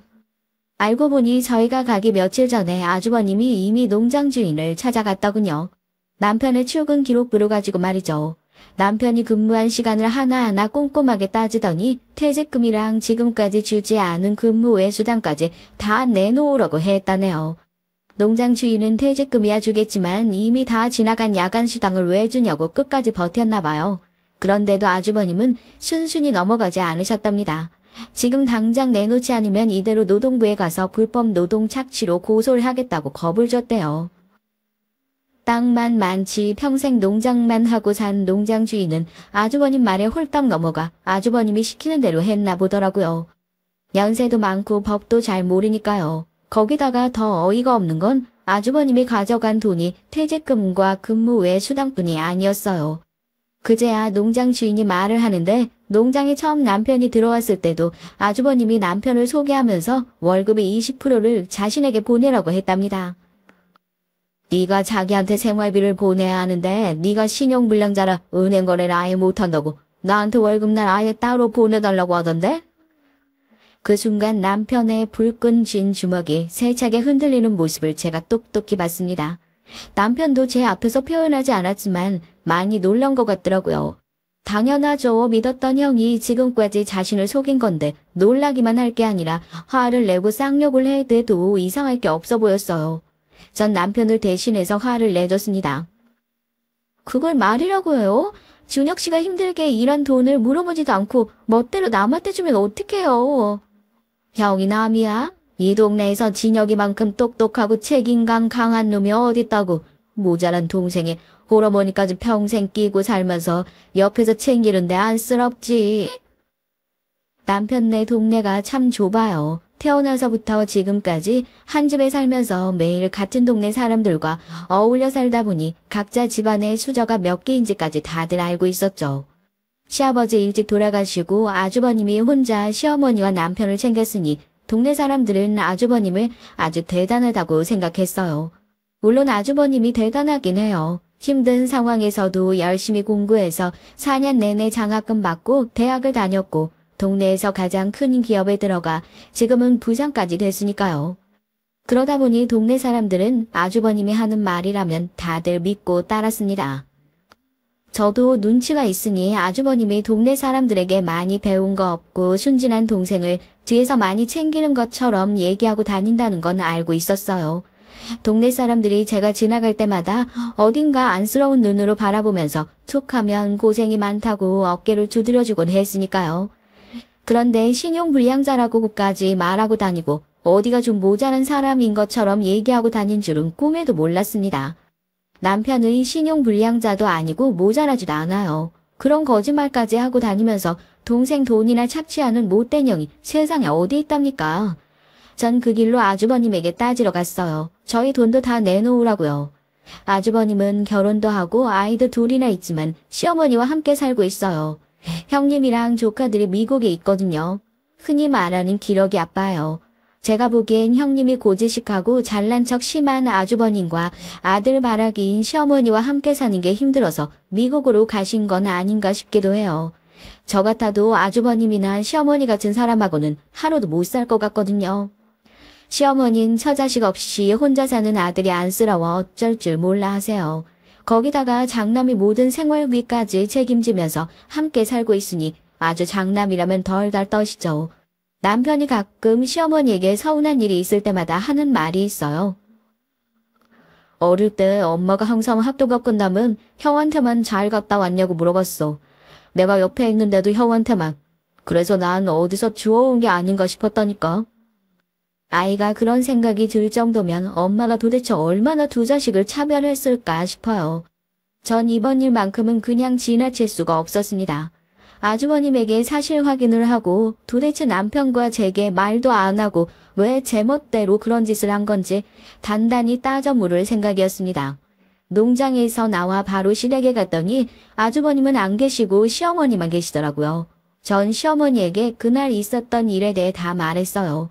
아주버님이 저희한테 말도 안 하고 지금까지 남편 월급의 20%를 마음대로 가지고 가고 있었고 퇴직금이랑 수당까지 챙겨갔다고요. 시어머니는 제 말을 믿지 않았습니다. 제가 아주버님의 사인이 적힌 계약서까지 보여드렸는데도 아주버님 편을 들었어요. 장가라도 가면 정신 좀 차리고 잘 살 줄 알았더니만 넌 아직도 네 형을 모르니? 네 형이 뭐가 부족해서 네 돈을 탐내. 네가 퇴직금도 못 받고 수당도 못 받을까봐 알아서 챙겨주려고 그랬던 거겠지. 암튼 천성은 편하지를 않는다니까. 새아기 너도 그래. 너라도 남편이 멍청한 듯 하고 돌아다니면 옆에서 말렸어야지. 동네 창피하게 그걸 또 따지러 농장까지 갔어? 어머님 말씀대로 퇴직금이나 수당은 알아서 챙겨주려고 했다고 쳐요. 그럼 지금까지 몇 년 동안 일짤 말 한마디 없이 왜 멋대로 월급에서 20%나 가져갔는데요? 그건 어떻게 설명하실 거예요? 그거야 다 따로 모아뒀겠지. 우리 장남이 대기업 부장이야. 뭘로 그런 푼돈에 손을 내겠어? 답답할 노릇입니다. 전 너무 화가 나서 속이 터질 것만 같았어요. 어떻게 된 게 엄마라는 사람이 저렇게 자식을 대놓고 차별할 수가 있을까요? 그때 마침 아주버님이 집에 돌아왔습니다. 전 아주버님에게 달려가서 물었어요. 왜 우리한테 상의도 안 하고 멋대로 농장 주인을 찾아가서 퇴직금의 수당까지 챙겨갔냐고요. 그러자 아주버님은 표정 하나 안 변하고 당당하게 말했습니다. 당연히 나중에 내가 다 챙겨주려고 그렇죠. 내가 믿을 만한 곳에다가 다 넣고 오는 길이니까 걱정하지 말고 돌아가요. 형, 그게 말이 돼? 내가 엄연히 결혼해서 가정이 있는데 내 돈을 형이 함부로 하면 어떡해. 뭐야 이 자식이 지금 꼭 기껏 먹이고 채워주면서 키워줬더니 뭐? 내가 네 돈을 꿀꺽하기라도 할까봐 이래? 아주버님은 말도 안 되는 핑계를 대면서 말을 돌렸습니다. 그런 아주버님의 모습에 남편도 얼굴이 붉어져서 한숨을 아주 깊게 내쉬더라고요. 나 형이 그 돈 순순히 돌려주면 그냥 참고 돌아가려고 했어. 그런데 나한테 말도 안 하고 내 돈을 왜 형이 맘대로 넣고 말고 해. 나 그딴 거 필요 없으니까 당장 내 돈 내놔. 전 남편이 웬일로 할 말 다 하길래 옆에서 잠자고 있었어요. 그런데 그때 아주버님이 남편의 어깨를 툭 세게 밀쳤습니다. 그리고는 머리라도 한 대 쥐어박을 것처럼 자꾸만 손을 들썩거렸어요. 이 자식이 어디서 형한테 눈을 부라려. 넌 내가 네 돈 어디다 빼돌렸을까봐 이래? 그리고 네 돈을 왜 내 맘대로 하냐고? 그럼 너야말로 내가 벌어서 너 키운 돈 토해내지 그래? 아주버님의 말에 남편은 금세 또 주눅이 들었어요. 분명 아주버님 말이 맞다고 생각할 게 뻔해요. 남편은 시아버지가 돌아가신 이후 줄곧 형에게 신세를 졌다고 생각하니까요. 전 이대로 두면 안 될 것 같아서 제가 나섰습니다. 아주버님, 준혁 씨도 이제 어른이에요. 결혼까지 했다고요. 아버님 돌아가시고 아주버님이 고생하신 거야 다 알고 감사드리지만 성인이 돼서 본인이 일해서 번 돈을 왜 아주버님과 마음대로 하세요? 그 돈 어디다가 얼마나 넣어놓은 건지 확실히 알려주세요. 통장을 보여주시던지요. 그때였습니다. 하필이면 중요한 순간에 시어머니께서 갑자기 바닥에 주저앉아 펑펑 눈물을 쏟으셨어요. 신세 한탄까지 늘어놓으시면서요. 아이고 내가 창피해서 우리 장남 볼 낯이 없다. 동생이라고 저렇게 못나게 나서는 우리 장남이 매일 못 볼 꼴이나 보고 우리 장남 미안하다. 나 때문에 네가 고생이 많어. 순식간에 퍼진 곡소리에 남편은 어쩔 줄 몰라 했습니다. 아주버님은 답답하다는 듯 가슴만 치고 있었고요. 그 순간 남편이 시어머니 앞에 다가가 무릎을 꿇고 앉았어요. 자신이 잘못했다고 사과까지 하면서요. 어머니, 형, 제가 잘못했어요. 제가 그깟 돈 때문에 형이랑 어머니한테 몹쓸 짓 했습니다. 다신 안 그럴게요. 전 어안이 벙벙해져서 말문이 막혔습니다. 정말 천불이 난다는 말이 이런 순간을 얘기하는 거더군요. 그렇게 아무것도 해결되지 않은 상태로 집에 돌아온 전 남편과 일절 말 한마디 하지 않았어요. 돈도 돈이었지만 남편의 행동이 어처구니 없었습니다. 평생 저렇게 살았으니 항상 사람들에게 당하고 사는 거였어요. 그날은 처음으로 남편과 결혼한 것이 후회됐습니다. 제가 아무리 곁에서 노력하고 도와주려고 해도 남편이 변하지 않으면 평생 똑같이 살게 뻔하니까요. 제가 말도 안 하고 무시하니 남편은 저를 볼 때마다 잘못했다고 했습니다. 어머니와 형이 얼마나 고생하고 사셨는지를 본인이 누구보다 잘 아는데 돈 몇 푼 때문에 가족 간에 싸우고 싶지 않았다네요. 전 듣고 싶지 않았어요. 남편에게 퍼부어주고 싶은 말도 많았지만 입 밖으로 내고 나면 후회하게 될 것 같아 꾹 참았습니다. 그러던 중 며칠 뒤 아주버님이 집으로 찾아왔어요. 들어오자마자 한다는 말이 알아서 좋은 직장 구한다더니만 아직도 집에 있냐고 비아냥거렸습니다. 전 마음 같아선 정말 뒤통수라도 한 대 후려치고 싶었죠. 아주버님을 연신 흘겨보고 있는 제 어깨를 토닥인 남편은 아주버님에게 무슨 일로 왔냐고 물었습니다. 그러자 아주버님은 무슨 대단한 얘기라도 하는 사람처럼 어깨를 잔뜩 으쓱거리며 잘난 척을 하더라고요. 네가 나 아니면 어디 가서 사람 구실이라도 하겠냐? 나 아는 거래처 사장님이 운영하는 공장인데 거기가 우리 지역에서 제일 큰 물류 공장이야. 월급도 농장보다 2배나 많이 주고 다음 주에 면접 잡아놨으니까 깔끔하게 입고 가서 면접 봐. 아주버님은 남편에게 일자리를 소개했어요. 듣기만 해도 어떤 곳인지 아는 공장이라 잠깐 솔깃하기야 했지만 전 남편에게 가지 말라고 했습니다. 아주버님 속을 어떻게 알고 또 소개하는 대로 가. 이번엔 30% 아니 50%라도 뜯어가면 어떡하려고. 그리고 당신 공장 일을 한 번도 안 해봤잖아. 꽃이랑 나무가 좋다며. 그냥 다른 농장이랑 화원 구하는 대로 그냥 그쪽으로 가. 이제 제발 아주머님 품에서 벗어나라고. 전 며칠 동안 답답했던 심경을 꾹꾹 누르며 남편에게 울부짖었습니다. 제 말에 남편은 한숨을 푹푹 내쉬더니 제 말대로 하겠다고 했어요. 자신도 공장 일은 자신 없고 좋아하는 일을 하고 싶다고요. 그런데 사람 일이라는 건 참 변수의 연속입니다. 저희 부부에게도 선물이 찾아왔어요. 아이가 생겼거든요. 임신 사실을 알았을 때 남편과 전 밤새 부둥켜 안고 울었습니다. 너무 행복해서요. 그런데 한편으론 걱정거리가 있었죠. 제 일이 사무실에 가만히 앉아있는 일도 아니고 밤낮으로 바빠요. 야근도 많고요. 거기다가 남편도 아직 직장이 없는 상태로 일을 구하고 있는 중이잖아요. 사는 집도 전세라 내년엔 전세금도 올려줘야 할 텐데 걱정이 이만저만이 아니었습니다. 고민 끝에 남편은 아주버님이 소개한 공장에 출근하기로 했어요. 전 남편에게 조금 더 생각해보자고 했지만 남편은 단호했습니다. 지금까지 한 번도 본 적 없는 모습이었죠. 우리 아이도 생겼는데 가장이 집에서 놀고 있으면 안 되지. 나 여보랑 우리 아기 생각해서 열심히 일할 거야. 그러니까 당신은 아무 걱정하지 말고 우리 아기만 신경 써.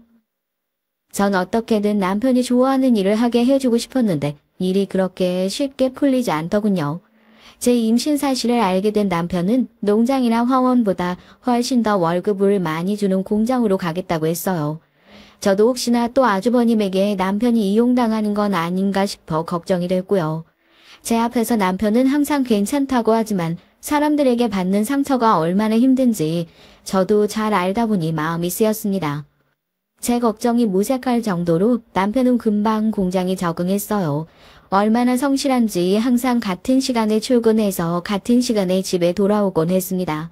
제가 늦어서 남편이 먼저 퇴근하고 돌아오면 저녁 준비까지 다 해서 상다리 휘어지게 차려주곤 했어요. 임신한 제가 매일 출근하는 게 안쓰럽다면서요. 그런 남편의 마음이 고마워 전 임신한 사람들이 다 한다는 입덧조차 안 하고 임신 초기를 잘 지내고 있었습니다. 그러던 어느 날이었어요. 남편이 퇴근하고 집에 올 시간이 훨씬 넘었는데도 웬일로 집에 오질 않더라고요. 전 그 성실한 사람이 오늘은 웬일인가 조금 더 기다려보기로 했습니다. 무슨 일이 있으면 바로 연락을 했을 테니까요. 그런데 1시간이 훌쩍 넘었는데도 남편은 연락도 없이 집에 오지 않았어요. 거기다가 핸드폰으로 계속 연락을 해도 받질 않더라고요. 여러 번 전화를 걸었는데도 계속 통화음만 들리고 받질 않았습니다. 전 밤이 늦어질수록 점점 더 걱정이 돼서 가만히 앉아 있을 수가 없었어요. 전 결국 핸드폰을 손에 꼭 쥐고 나가서 동네를 뒤지고 다녔죠. 남편이 어디 있는지도 모르는데 말이죠. 그런데 몇 시간이 지나고 나서야 남편에게 연락이 왔습니다. 놀라서 헐레벌떡 전화를 받았는데 남편이 미안하다고 사과를 하더라고요. 집에 다 왔다고요. 공장 동료한테 급한 일이 생겨서 도와주다 보니까 전화를 받을 수 없었대요. 전 도대체 무슨 일이 있었냐고 따져 물었죠. 동료한테 무슨 급한 일이 생겼길래 전화도 한 통 못하고 몇 시간 동안 연락 두절이 될 수 있냐고요. 그런데 남편은 말을 얼버무렸습니다. 급한 일이라 어쩔 수 없었다는 소리만 하고는 피곤하다면서 씻고 바로 잠들어 버렸어요. 지금까지 한 번도 그런 적이 없는 사람이다 보니 전 이상해서 더 꼬치꼬치 묻고 싶었지만 꼭 참았습니다. 옛날 생각이 났거든요. 제가 정신적으로 많이 외로웠던 시절에 친구나 남자친구에게 귀찮게 굴었거든요. 어디를 가는지, 뭘 하는지, 누구를 만났는지 일거수일투족을 다 공유해주기를 바랐습니다. 말 안 해주고 귀찮아하면 더 집요하게 굴었고요. 결국은 그런 저에게 지쳐 다들 지겹다는 소리를 하며 떠나갔어요. 남편이 제 곁을 떠난다는 건 단 한 번도 상상해 본 적이 없었습니다. 상상하고 싶지도 않았어요. 전 남편에게 도대체 무슨 일이 있었던 건지 궁금해서 미쳐버릴 노릇이었지만 참았습니다. 남편은 절대 거짓말을 하거나 허튼 짓을 할 사람이 아니니까요. 그런데 그날 이후부터 그런 일이 잦았습니다. 잦아도 너무 잦았어요. 새벽에 출근하는데도 밤 12시 전에 집에 들어온 적이 없어요. 거기다가 더 이상한 건 연락도 잘 되지 않았다는 겁니다. 제가 전화를 해도 잘 안 받고 문자를 해도 한참 있다가 바쁘다는 메시지 덜렁 하나 왔고요. 전 불안했습니다. 직장을 옮기고 나서 남편이 확실히 많이 달라졌거든요. 집에 와서도 피곤하다며 저와 얼굴도 잘 마주치지 않으려 했고 회사에서 있던 일도 거의 얘기를 하질 않았어요. 제가 뭘 좀 묻기라도 하면 괜찮다고 일이 많아서 좀 힘들어서 그러는 거라고만 하더라고요. 거기다가 제일 이상했던 건 갑자기 남편이 핸드폰에 비밀번호로 걸었다는 겁니다. 제가 사실 좀 불안해서 남편이 잘 때 핸드폰을 훔쳐보려고 했거든요. 그런데 어느 날부턴가 비밀번호가 걸려있더라고요. 그러니 더 불안했죠. 이 남자가 혹시 딴짓을 하는 게 아닌가 싶어서요. 저는 확인이 필요했습니다.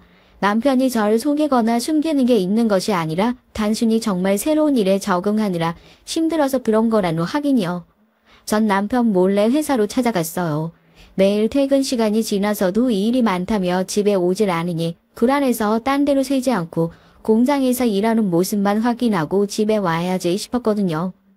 그런데 공장 안의 상황을 보고 전 경악을 금치 못했습니다. 보자마자 눈물이 쏟아져서 도저히 서 있기를 힘들었어요.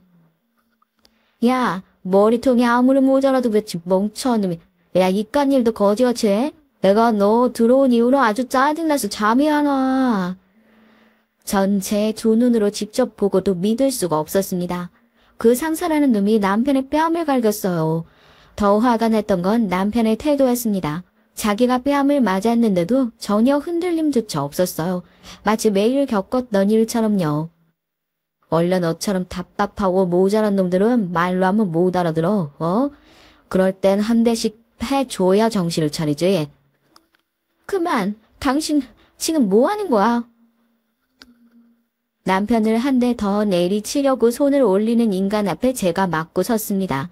제 등장에 거지같은 상사 놈뿐 아니라 남편도 놀라 제 앞을 가로막더군요. 제게 여기 왜 왔냐고 소리치면서요. 당신이야말로 이런 개같은 인간한테 왜 맞고 있는데? 이봐, 당신이 뭔데 내 남편을 때려? 당신 깡패야? 조폭이야? 어이씨고, 남편은 바보 멍청이 새끼인데 마누라나 앞뒤구분 못하는 쌈딱이네. 뭐, 쌈딱? 이 무식한 곰돌이 새끼야. 너 내가 누군 줄 알아? 우리 아버지가 부장검사야. 너 내가 가만둘 줄 알아? 지금 당장 내 남편한테 사과해. 저도 모르게 너무 화가 나니 아무 말이나 막 뱉게 되더라고요. 여러분은 이해하시죠? 남편이 맞는 꼴을 봤는데 아내가 어떻게 가만히 있을 수가 있겠어요. 저희 아버지가 부장검사는 아니지만 변호사인 어머니, 아버지 친구 중에 검사, 판사 다 있어요.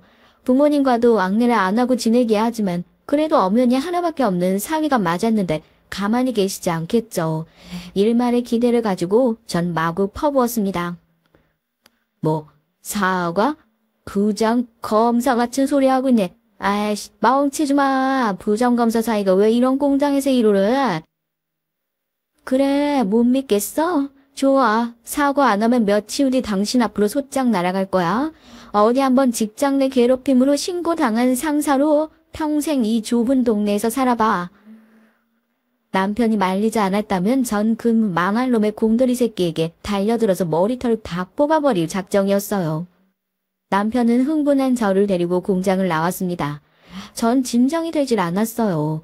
도저히 속이 풀리지 않아 전 아주버님에게 곧바로 전화해서 따졌습니다. 아주버님 때문에 남편이 아주 못 볼 꼴을 당했다고요. 지금까지 남편이 참아서 저도 넘어갔지만 던 못 참아요.